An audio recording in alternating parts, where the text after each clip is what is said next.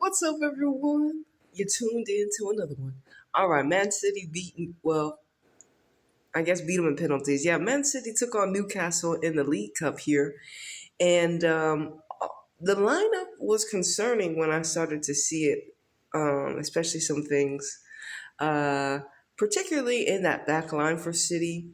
Um, we had more of our youthful additions, and even Jade Rose is a youthful addition because of the lack of I guess her domestic career, right? You know what I'm saying? So when we had Layla, Jade Rose, Pryor, and Lazelle in the back line, it was like Andre, like, bro, why did you do that? And I really do think I really do think like it was the bodies because either he was resting people because I was just thinking, I was like, there's really no reason to rest people, and this is a cup game. But I really do think they saw Tottenham standing and they were like, yo, they ain't really been doing it. But here's the thing, the archetypes on the field for Newcastle were quite grounded, especially playing at their own home as well. The ladies were quite confident, even though their standings wouldn't reflect that. Um, and they gave City a fight all the way to the end. I mean, all the way to one save penalty. And I do like the fact that I do think it should be normal that when matches end in draws, we do go to penalties because, and just in anything, just to have a clear winner. So it reminds people like there's no ties in sport games. Someone needs to win. And draws, whoever created the idea of a draw was a loser. I'm just going to be a real nigga. Um, in sports competition, in sport, there's a winner and a loser, respectively. So I do like that we get penalties. I do think this should be like a standard. And I'm not too sure what type of points City got out of this. I just know they should have finished in full time. They should have finished the game in full time. Now, there were a lot of things. There were a lot of issues with the back line, and also in the midfield, he brought in Lohman, the German, and then Laura Coombs. And so we have Hasegawa, Lohman, and Laura Coombs in the midfield, and they were just slow. And Newcastle was fast, or City were very stagnant when it came to creating opportunities more quickly. They really just played at a slower pace than they usually do. Bentley and Fujino were out there with Bunny, but it was just like the front three, and that was kind of it. The midfield was being compressed by Newcastle, and they were dropping back. And the defense, we were who was dictating most of the possession out the ball, like out of the back line. It was Pryor, most of the time Lazelle, and I'm just like, this is not working. This can't work. And this is not good. This lineup was not beneficial to City, obviously. If you look at the goals, the first goal from Newcastle, it was a turnover from Jade. It looks like she was trying to find either Lohman or Layla on the wing. On the right, it was like the left hand side of the field, and it was dispossessed. And the goal, I mean, Keating's all she could do was look at it because it was hit so well. And I'm just like, I'm happy for Keating. She got her start because she hadn't been starting in a while. And like I said, I always continue to give love to Keatings because she was the goalkeeper with us when Ellie left for Barca. And when we had no one else with Garrett Taylor, it was Keatings. And a lot of the collective has forgotten based upon new management and then based upon how Keatings looks. Unfortunately, she doesn't get the respect that she deserves when she was with City in the trenches.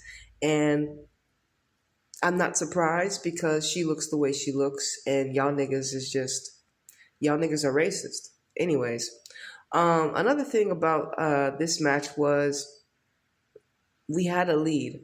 So after Laura Coombs ties it, literally Bentley had Demi Stokes cooked the whole time, every time she got the ball, size differential, speed differential, everything. So she happened to find Laura Coombs right in the what is it? The first extra minute of stoppage time in about to, when it was about to be halftime.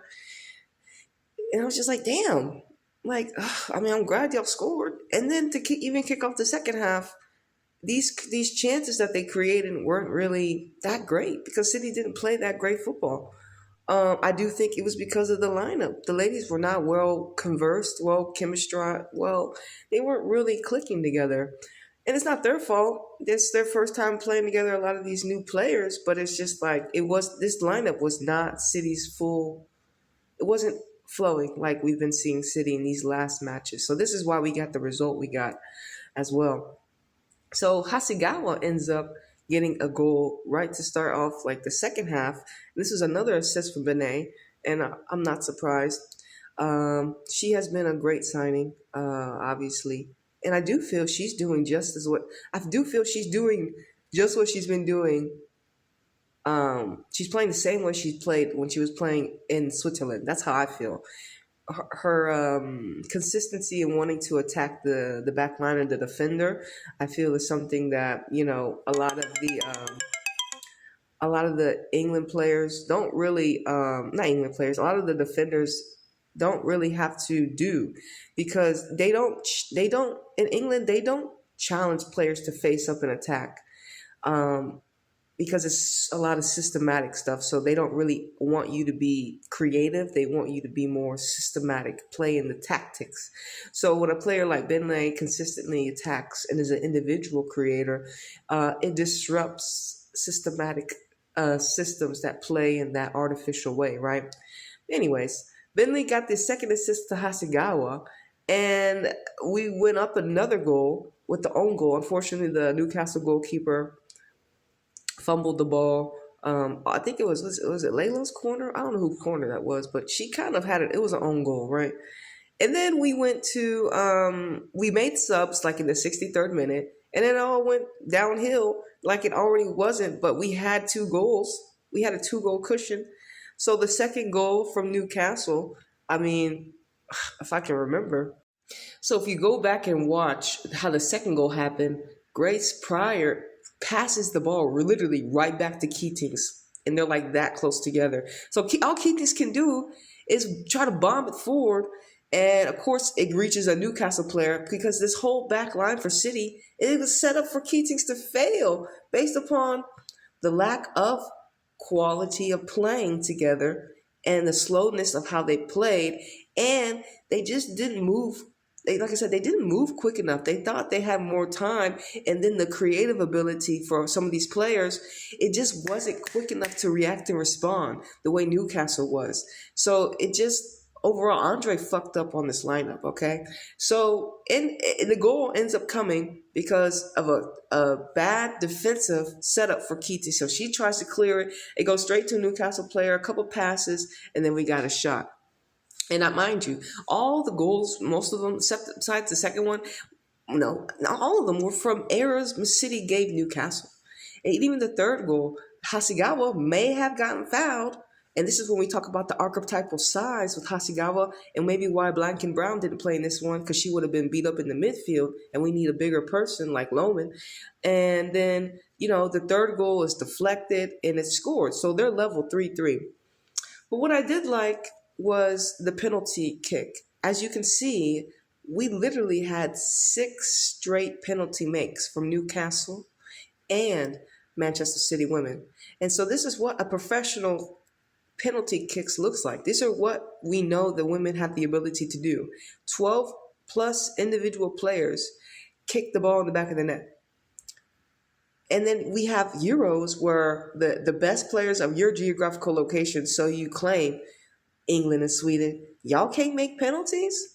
But in Newcastle, Man United, and Man City, they can make 12 straight penalties. So if you ever need a reminding of what an actual penalty a penalty shootout looks like, you watch this one where players know they know what they're doing.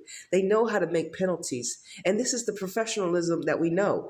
When we see the total opposite, you now know that was an artificial. You now know that was a mockery of essence, because you have now witnessed what it's like to see penalty kickouts the right way. And you all know you've witnessed that, but I just wanted to give you another reminder. Manchester City and Newcastle did that for us.